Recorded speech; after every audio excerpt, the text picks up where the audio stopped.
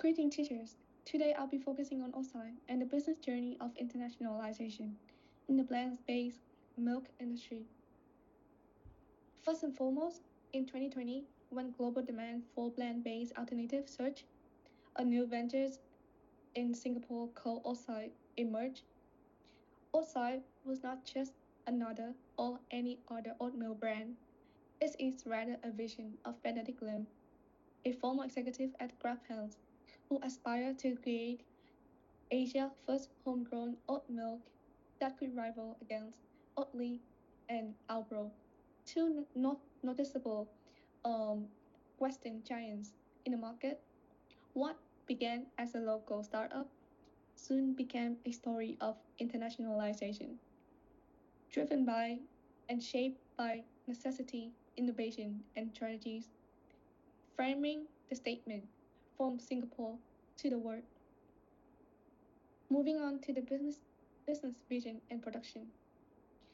At the heart of Oatside, here lies a simple truth. Asia consumes less dairy than the West, yet possesses a far higher lactose intolerance rate, as illustrated by the lactose intolerant heat map. This creates a fertile ground for dairy alternatives like oat milk. Furthermore, more important to the business operation and far to efficiency and profitability, unlike the majority business operating in the industry. Outside further differentiate itself by not outsourcing manufacturing overseas. Outside, especially Benedict Lim, built manufacturing factories in Bandung, Indonesia. This particular strategies gave Outside the opportunities, the control over quality, and also the ability to innovate flavor like chocolate and hazelnut alongside the original vanilla that could tailor to Asian preferences and the taste. Lim himself described Outside as a blend milk for people who don't like blend milk, meaning that he is creating an intent and signaling a message that he is Outside is um, aspiring to innovate a product, not just niche, but a mainstream one. Everyone can consume, not just people that are vegan, vegetarians, or plant-based alternative prefer individuals. This is further strengthened by the rapid and increasing market growth of the plant-based milk in Asia Pacific region, uh, reinforcing a well-established market environment with increasing demand toward plant-based milk projected to benefit the business profitably and efficiently. Moving on to the business internationalization journey, Outside internationalization journey reflect both incremental learning and bold scaling.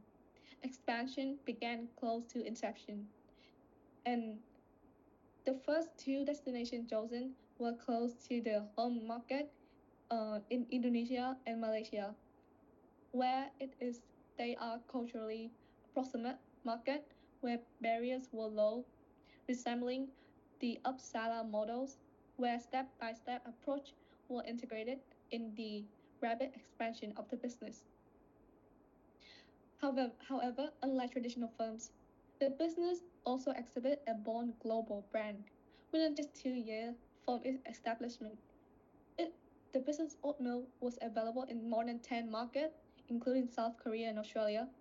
Such, such rapid scaling was fueled by venture fundings and strategic partnership, illustrating a hybrid pathway of cultured learning in some markets and accelerated lifts in others.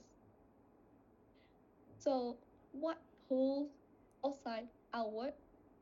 First, the domestic limitation of Singapore include a small population size of an estimate of 6 million people, with high operational costs and intense competition, could potentially lead to market saturation and limited scalability. However, what put forward was the growth rate of the market in Vietnam and Philippines, in Vietnam and Indonesia and the Philippines, where young demographics are increasingly rising. These people value sustainability, health awareness, and the vibrant cafe cultures in these areas further benefiting outside competitive landscape and operation, making them ideal for plant-based beverages firms like outside.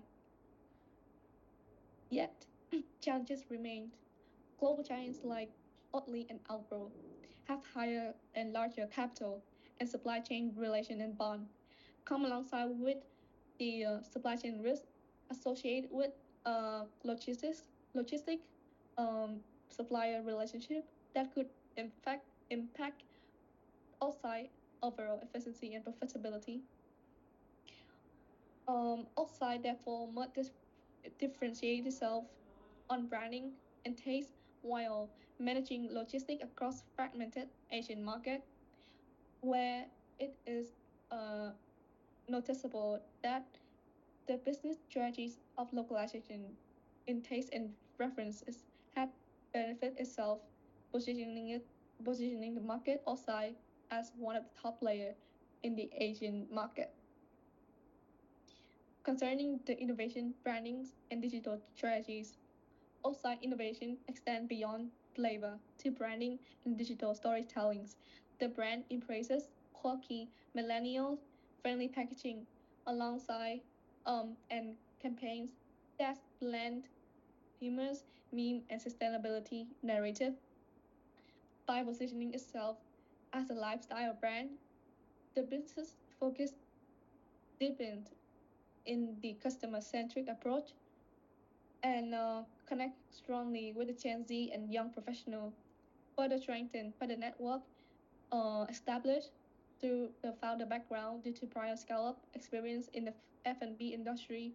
The business has a competitive edge in partnership with F&B chains, groups, cafe, through its well-established reputation of the founder. This entrepreneurial disruption mirrors Scrum Peter's idea of innovation. That is just not about introducing a product, but about reshaping consumption pattern. For outside, internationalization is about exporting a cultures of fun, creativities, and Asian authenticities. Concerning the 5-year outlook for outside, we will be revising strategic growth opportunities and challenges in the plant-based market. Looking ahead in 2025, Oatside is forecasted to deepen its footprint in Asia.